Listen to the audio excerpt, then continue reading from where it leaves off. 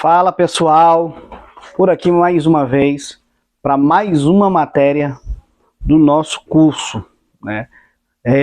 E essa matéria, essa disciplina, ela serve tanto para o curso de teologia como para o curso de psicanálise clínica. Eu não sei qual a matéria que você está usando, que está exercendo, quer teologia, quer psicanálise clínica, formação em psicanálise clínica, mas o fato é que essa matéria ela serve para as duas, e hoje nós estamos aqui na nossa primeira aula da disciplina Psicologia Cristã. Por que Psicologia Cristã? Porque nós vamos trabalhar a psicologia na perspectiva teológica, na perspectiva cristã de Cristo. E obviamente, neste sentido, nós iremos usar muitos fatores de cunho teológico para esta matéria, para o nosso aprendizado. Vai ser muito bom. Já convido que você já vá deixando aí as suas anotações, os seus comentários, a sua curtida aqui no nosso curso. Vai ser muito top mesmo. Vai ser muito aprendizado. Eu sou o professor Paulo Leno, sou bacharel em teologia, sou pedagogo e também sou psicanalista clínico, possuo mestrado e doutorado em psicanálise clínica. E nós vamos aqui trabalhar algumas dinâmicas dentro da psicologia e também, sobretudo, vamos trabalhar também algumas técnicas de atendimento dentro dessa matéria, dessa temática. Vai ser bom, por isso pegue o seu caderno, pegue um papel, pegue caneta ou seu tablet e vamos de anotações, porque vai ser muito aprendizado. Pois bem, nós vivemos numa era um tanto quanto complicado. Já não basta ser bom para o mercado de trabalho, já não basta ser bom. Nós temos que buscar a excelência dentro do mercado profissional. Por isso, quer na igreja, quer dentro de qualquer instituição profissional ou secular, nós precisamos buscar a excelência. Nós precisamos ser o melhor. Ser bom já não é o bastante, porque o mercado de trabalho está muito competitivo e, neste sentido, nós precisamos ser excelente. Devemos, sobretudo, buscar a excelência. E, infelizmente, no meio cristão, muitos não têm buscado a excelência. São poucos. Nós somos muito desleixados. Nós somos muito à vontade no que diz respeito à capacitação do nosso conhecimento, do nosso entendimento. E é por isso que eu quero convidar a você a arregaçar as mangas do seu intelecto para a gente ir a fundo e estudar aí nessas nossas próximas aulas.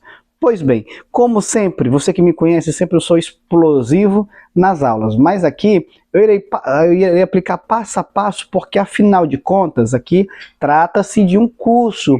E aqui por isso que vai ser um passo a passo, vai ser devagar, vou estar mastigando aqui uma merenda aqui, que a minha secretária me trouxe aqui, e ela já me olhou aqui porque ela, se eu sou secretária não, eu sou sua esposa, ela já me trouxe aqui um queijo com goiabada, e faz tempo que eu não como um doce pesado, e hoje eu tô me dando um luxo de comer um queijo com goiabada. Olha aí, misericórdia. Você tá servido? Queijo com goiabada? Que nojo. Misericórdia. Quer provar? Vem lá que eu vou dar aula.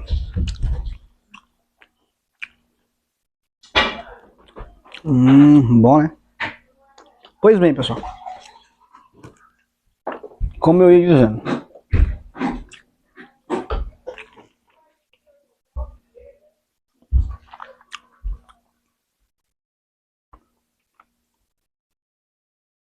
dizendo, para vocês, o mercado de trabalho hoje já exige que você não seja bom, mas que seja excelente. E hoje, nosso público, principalmente os cristãos, tem dificuldade de buscar a excelência, tem dificuldade de serem bons, tem dificuldade da leitura, tem dificuldade de buscar o conhecimento. Quantos pregadores, quantos evangelistas, quantos missionários, quer da perspectiva evangélica, quer da perspectiva católica, jamais leram um livro por inteiro, jamais buscaram um amplo conhecimento. Pois bem, então, neste sentido, na igreja já não basta conhecer, ou até mesmo em qualquer área profissional, não basta conhecer a área teológica. É importante conhecer o mundo em que as pessoas estão e também o mundo em que as pessoas são. O mundo que estão e o mundo que somos, o mundo que elas são.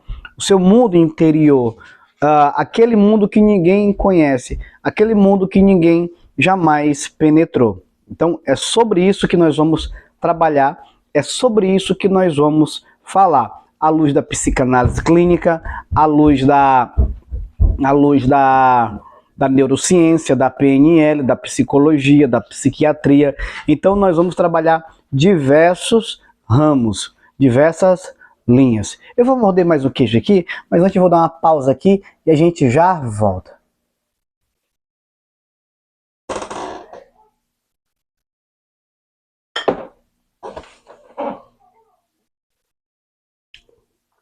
Pois bem, pessoal,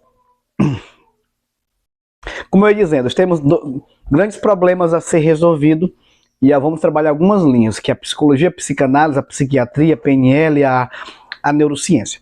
E temos 3 grandes problemas a se resolver, que é a depressão, o estresse e a ansiedade. A depressão, o estresse e a ansiedade. No entanto, a depressão, o estresse e a ansiedade são resultado de fatores que aconteceram no passado. É uma sequência de problemas do passado que precisam serem reprogramados. Porque afinal de contas, nós hoje somos um produto do passado. E se você não entende como foi o passado de alguém, como foi a história dela, jamais você conseguirá resolver o seu presente. Entenda que, se você não consegue entender o passado daquela pessoa, você jamais irá resolver o presente dela. Neste sentido, eu aconselho que você entenda, sobretudo, sobremaneira, a resolver os conflitos e a entender como foi a história daquela pessoa. Por exemplo, uma pessoa que se mutila, Elias, liga essa luz aí para ficar mais claro aqui. Você só vai conseguir resolver o problema de uma pessoa, melhorou, de uma pessoa, se você entender o seu passado. E todos nós temos um passado. Por exemplo, alguém que tem excesso de sapato, é porque no passado, talvez ela não teve um sapato para poder passear, ou até mesmo para ir para a escola todo dia, ou toda semana, ou todo mês com um sapato diferente.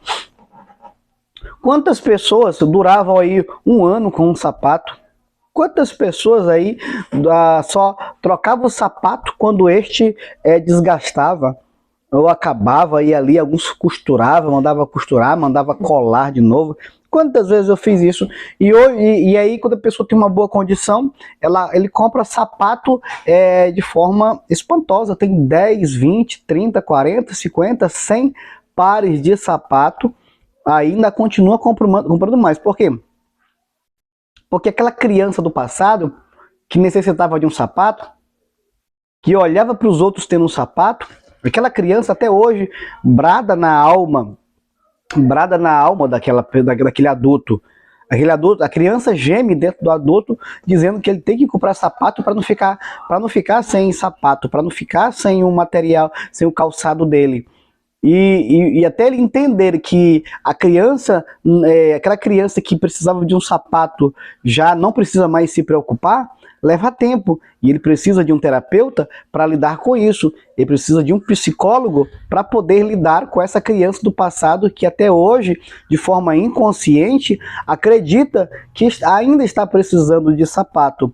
Talvez alguns são calças, outros são blusas, outros são, enfim, vai depender, porque de acordo com o que a psicanálise fala, para a psicanálise, todo excesso revela uma falta. Todo excesso revela uma falta. Decore isso, viu? Todo excesso revela uma falta. Você lembra da muitas mulheres que enchem a orelha de brinco? Revela uma falta. Excesso de tatuagem no corpo revela uma falta. Excesso de roupa revela uma falta. Excesso de qualquer artefato, de sapato, de sandália, se não for o toque, que é o transtorno obsessivo compulsivo, revela uma falta. E é sobre essas questões, é sobre essa dinâmica. Todo excesso revela uma falta. E aqui é onde o terapeuta, é aqui onde o mentor, o conselheiro ou o terapeuta tem que ficar ligado. Por quê? Porque ele tem que ficar ligado onde é o excesso daquela pessoa. Qual o excesso dela? Pessoas que sorriem demais, isso é o excesso e revela uma falta. Tem pessoas que só chegam para você brincar, para brincar. É direto na chocarrice, é direto na brincadeira, é direto querendo fazer os outros sorrir, é direto querer ser engraçado. Então é um excesso e revela uma falta dentro dele. Por isso, todo excesso revela uma falta. Tem pessoas que já é fechada demais, não sorri para ninguém, não brinca com ninguém. Para algumas pessoas ele vai liberar um leve sorriso. Isso é uma falta. Isso é um excesso que revela uma falta. Todo excesso revela uma falta. E é muito importante a gente ficar ligado nesses excessos que vai revelar uma falta. E, professor, qual é a falta? A falta eu não sei, mas nós sabemos que há uma falta. Existe uma falta, mas uma vez você detectando o porquê, qual é a falta, você consegue controlar o excesso. Você consegue, porque a ficha cai, ele destrava. Mas para destravar no presente, a gente precisa dar uma volta lá atrás e quem ele foi. E lá atrás, pegar a chave para destravar o gatilho que prende a pessoa ou até mesmo que faz ela cometer ou realizar alguns fatores que levam ao excesso. Pessoas que vivem armadas, né? Ela vive direto armada. Isso é um excesso. Ela vive direto, ninguém é aquela pessoa, para que a fulana ali é armado direto, se você não saber falar com ela e tem que saber ter jeitinho para falar com ela, na verdade ela é uma pessoa traumatizada, que é cheia de isso é um excesso, que teve uma falta no passado. Talvez essa pessoa foi abusada, e é por isso que hoje revela essa falta. Esse abuso trouxe grandes consequências, trouxe grandes prejuízos para ela. Ela vive armada para todo mundo, não confia em ninguém. Ela simplesmente, se não souber falar com ela, ela pensa que todo mundo é uma ameaça, para ela todo mundo é uma zona de perigo, para ela todo mundo é um abusador, para ela todo mundo é um aproveitador, para ela todo mundo mente. Então ela não consegue confiar em ninguém. Por isso é um excesso, que revela uma falta no passado. E que falta foi essa no passado? Ela não teve ninguém para defendê-la, ela não teve ninguém para cuidar dela, ela não teve ninguém para olhá-la, para ter esse apreço por ela. Isso é um excesso que revela uma falta. Neste sentido, você viu que eu falei logo no início sobre os vilões da atualidade, que é a depressão, o estresse e a ansiedade. Então, as pessoas são depressivas, as pessoas são ansiosas e as pessoas são estressadas devido a um problema do passado. Se não vejamos, você vai ver que eu lembro que na minha época eu não tinha um quarto só para mim. E eu também não tinha uma cama só para mim. Eu tinha que dividir, além do quarto, tinha que dividir a cama com mais 3. E no meio dos 3 tinha alguns que mijavam na cama, faziam xixi. E ali nós não tínhamos também um lençol para cada um. Era um lençol para os 4.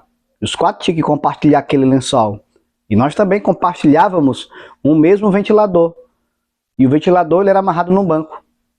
Porque se ele não fosse amarrado no banco, ele caía e quebrava. E ele tinha, a grade dele não tinha só a hélice de metal na época.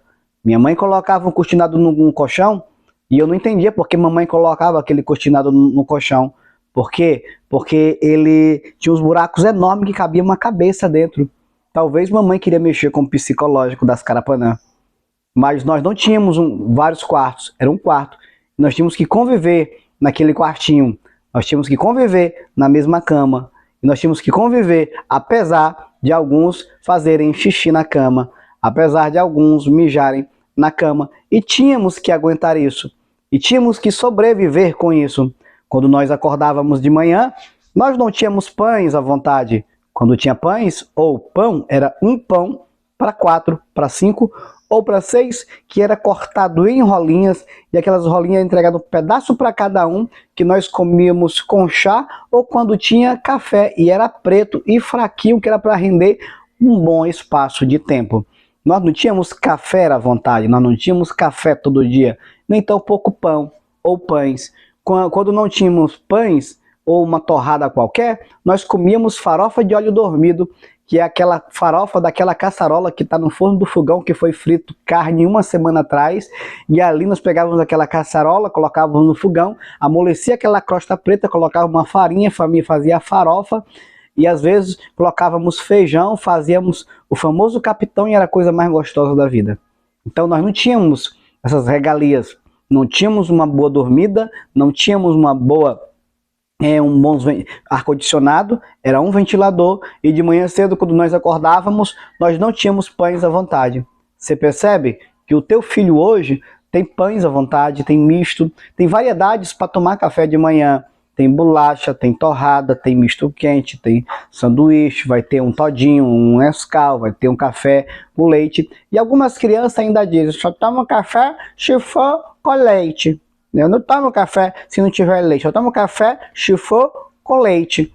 Então, eles exigem, e os teus filhos hoje, o que eles vão fazer? E nós acordávamos cedo, na nossa época, dos anos 90 para lá, nós acordávamos cedo.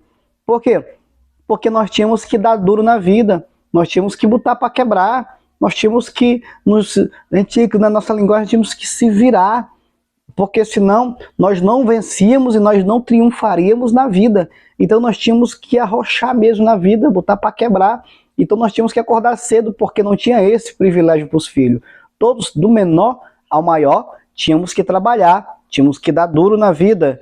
E o teu filho hoje, ele, além de acordar tarde, quando se acorda, ele come o pão pela metade e deixa a outra atolada lá no Nescau, no café com leite, vai embora e estraga tudo. Por quê? Porque é uma geração que dorme a hora que quer e come o que quer. Na verdade, na nossa época, nós não comíamos o que queríamos, nós comíamos o que tinha. Nós não comíamos o que queríamos, nós comíamos o que tinha. Hoje o teu filho come o que ele quer. Você já percebeu que hoje, quando tu vai fazer feira no mercado, tu não faz a feira para tu? Tu faz a feira pensando no teu filho.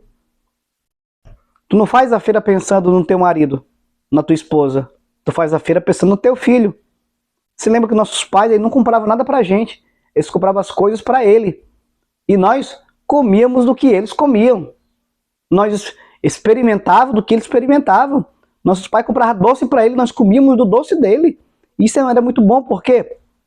Por que nós nascemos com um sentimento e com aquela força para conquistar? Porque nossos pais nos ensinou que nada do que estava na casa deles era nosso. Tudo era deles. Então, você já compra hoje as coisas pensando no teu filho, na perspectiva do teu filho, pensando nele, olhando para ele. E o Enzo não come isso. Tu sabe que o Enzo não come desse iogurte. Tu sabe que o Enzo, então, você só compra pensando nele. E neste sentido, vai tornando o filho num pequeno imperador. Vai tornando um filho num pequeno tirano. Neste sentido, o filho cresce e o filho vai se desenvolvendo com este sentimento de imperador, com este sentimento de tirano. E o que acontece? Você vai começar a dar permissividade para ele, vai permitir ele fazer de tudo, fazer o que quer, do jeito que quer, na hora que quer. E assim, você não vai dizer o não para ele. Você não vai desenvolver essa capacidade de dizer o não para ele, um não na cara dele. E aí ele vai achar ou vai acreditar que pode fazer tudo, que pode realizar tudo, que é do jeito dele, que é na hora dele, do jeito que ele bem entende. Eu lembro, seguindo essa mesma linha de raciocínio, que de manhã cedo, quando nós íamos para a aula, e eu vou falar sobre essa questão da nossa aula, e que é muito bom, que é muito top, no próximo vídeo, tá bom? Por isso, fique ligadinho aí, anotando na nossa próxima aula. Eu vou falar sobre essa dinâmica que nós tínhamos aí, de ir para a aula, enfim, fica ligado na nossa próxima aula.